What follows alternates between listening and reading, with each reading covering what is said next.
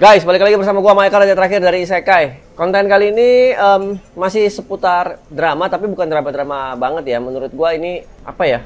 Ya gua nggak tahu lah drama atau enggak. Kalian ntar nilai aja sendiri, tulis di kolom komen apakah ini drama, apakah ini bukan. Apakah ini pantas juga masuk Isekai Coffee Shop Talk? Ya tentunya kalau menurut gua pantas, tapi jika menurut teman-teman nggak pantas ya silakan juga debat aja di kolom komen seperti biasa ya guys. Jadi ada sedikit kejadian nih guys. Gue nggak mau nyebut nama toko ya, sorry semua nama toko di sini gue sensor. Karena kalau misalkan gue nyebutin nama tokonya atau setidaknya inisialnya aja, lu udah pasti tahu dan udah pasti nanti ujung-ujungnya seolah-olah gue menyerang salah satu pihak. Padahal tidak ya. Sekali lagi, di sini gue tidak menyerang salah satu pihak, tapi kejadian ini sudah sering terjadi di toko-toko mainan Indonesia. Baik toko kecil sampai toko gede, udah sering banget. Jadi gue nggak bisa memojokkan salah satu pihak karena ini dilakukan oleh semua pihak. Oke? Jadi gue langsung mulai ya guys ya. Sebelumnya jangan lupa di like, comment, share, subscribe, nyalain loncengnya. Terus thank you buat sawerannya yang belum nyawer atau belum pernah nyoba nyawer. Silahkan pojok kanan bawah ada barcode dari saweria kita. Langsung kita mulai guys.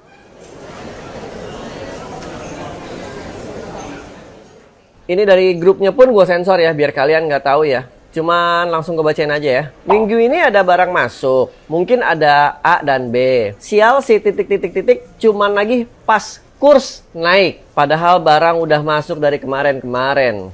Kurs naik atau enggak bukannya enggak ngaruh ya? Ada, tapi ya tipis. Anggap aja old way business. Dan gua masih sebel sama cara ini. Lu buka PO pakai harga yen kali 100. Gua bayar pasien kali 100. Ya duit gua lu belanjain buat barang yang gua PO kali 100 lah. Pas barang dateng kali 105.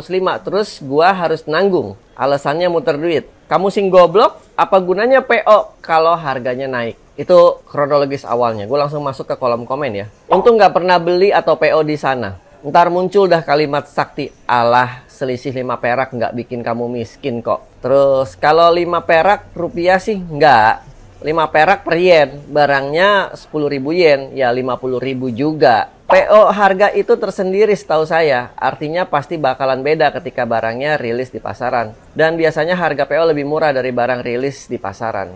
Itu betul. Nggak selalu tergantung barangnya, bisa jadi pas ready lebih murah kalau mau nunggu beberapa bulan. Pernah kejadian dulu, barang ready malah lebih murah. Ini kita udah jawabannya udah ngelantur ya. Ini yang kita bahas bukan itunya ya guys. Ini gue coba ngomongin lagi ya. Kalau ceritanya oknum titik-titik sembunyiin barangnya sampai lama. Pas dah lewat setahun tiba-tiba bilang barangnya ada and ready. Dan ada di mana-mana, tapi nagih pakai red saat ini 1 tahun kemudian. Gua akan bantu doain jelek. Kan dah setting dari dulu begini. Gak mungkin oknum, pasti perintah bos itu. Menanti judul sinetron Azab Mafia Harga Penimbun Mainan. Anjay. Terus ada lagi komen yang masuk ya. Bukannya harga PO emang lebih murah daripada harga rilis? Ini gua nggak mau ngomong ini lah ya. Ini gua nggak mau pusing ya.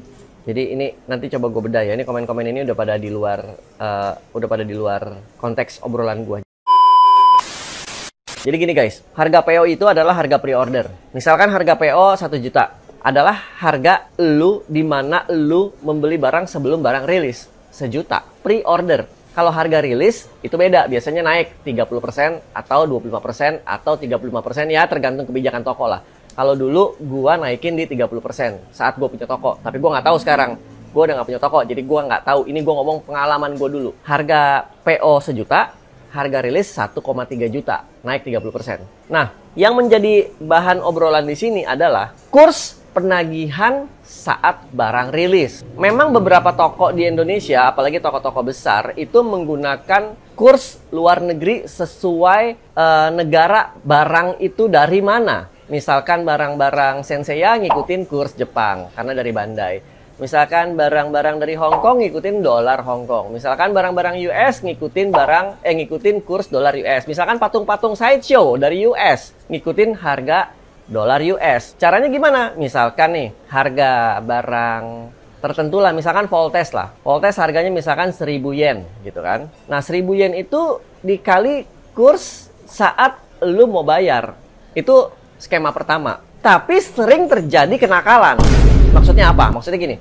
Barangnya udah rilis nih di Jakarta. Tapi kursnya rendah nih. Yen cuma 105 nih. Jadi pemilik toko atau toko, atau kepala toko, atau siapapun juga, gue tidak mau menyudutkan salah satu orang atau salah satu pihak, tidak melakukan penagihan.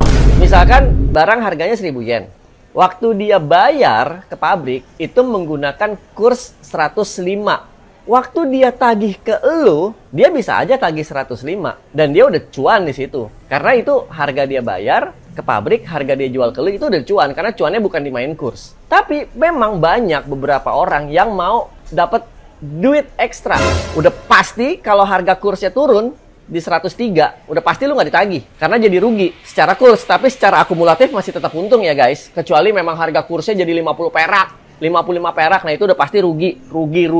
Tapi kalau cuma turun 2 perak, 3 perak, 5 perak, itu lu nggak bakalan rugi.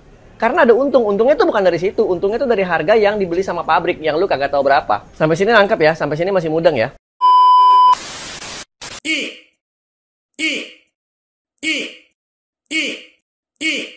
Isekai! Nah, gue lanjut. Let's say saat pelunasan kurs 105. Hari ini 105. Bisa aja dia tagih lu, bisa juga enggak. Bisa aja sengaja dia tunggu sampai kursnya jadi 112 baru dia tagih lu. Dan itu sering kejadian di toko-toko mainan yang ada di Indonesia. Dan menurut gua itu jujur nggak fair. Dulu nih, saat gue punya toko, gue menemukan sebuah sistem yang menurut gua fair banget. Menurut gua oke banget, win-win solution buat gua pemilik toko dan buat customer yang berbelanja di toko gua. Gimana caranya? Kurs yang gua tagih ke customer bukanlah kurs pelunasan hari mereka melakukan pelunasan. Kalau nungguin mereka melakukan pelunasan, ya mereka bisa aja tunggu saat kurs jadi 98 aja sekalian. Saat kurs jadi 102 aja sekalian. Atau bukan gua juga yang menentukan. Bayar hari ini ya, sengaja dong gua tinggi-tinggiin. Nunggu aja kurs naik, nunggu aja kurs lagi jelek, lagi tinggi. Tapi waktu itu gua jujur banget guys. Kurs yang gua kenakan ke customer adalah kurs saat gua membayar ke pabrik. Jadi saat gue melakukan pelunasan ke pabrik, misalkan saat gue melakukan pelunasan ke pabrik adalah 112. Ya 112 itu adalah harga mati gue untuk dijadikan patokan. Lu mau bayar sekarang, lu mau bayar besok, lu mau bayar pas kurs turun jadi 108, 105, lu hari ini kurs naik jadi 145, 155, gue tetap kenakan lu di 112 sesuai saat gue bayar. Karena untung gue bukan di fluktuatif kurs,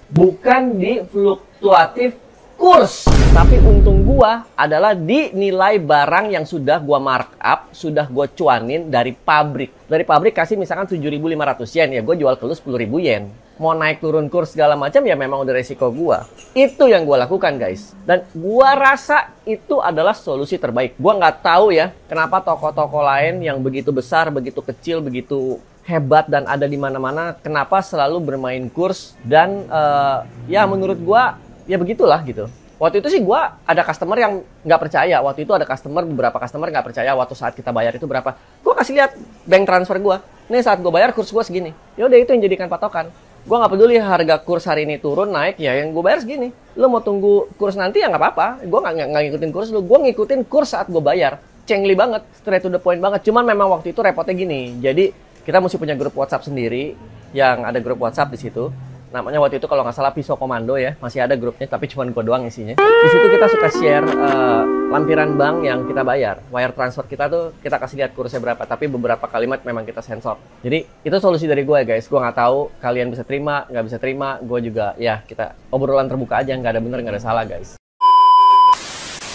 Jadi episode kali ini kalau ngomongin masalah harga PO lebih murah, harga ready lebih mahal, kita nggak ngomongin ke situnya guys. Kita ngomongin kenapa penjual itu sering bermain-main di belakang kurs gitu. Padahal barang udah ready tapi nggak ditagih gitu. Itu kenapa sih? Why gitu? Tagih mah tagih aja gitu. Ya kalau lu berani bilang ke orang bayar sekarang ya karena kursnya segini, ya orang juga boleh dong. Ya udah gue bayar besok aja. Kan gue udah DP. Gue bayar besok aja tunggu kurs turun. Nah jadi si malakama juga gitu. Makanya ini adalah solusi dari gua. Gimana menurut kalian? Jangan lupa di like, comment, share, subscribe, terus nyalain loncengnya. Share video ini ke teman-teman kalian juga biar banyak yang lebih tahu dan biar banyak yang lebih tahu. Jangan lupa yang mau nyawer di pojok kanan bawah ada logo barcode gua ya. Silakan ya guys. Thank you semuanya. Peace out ya. Ingat, video ini tidak menyudutkan salah dua atau salah tiga pihak. Tidak menyudutkan siapa-siapa guys ya.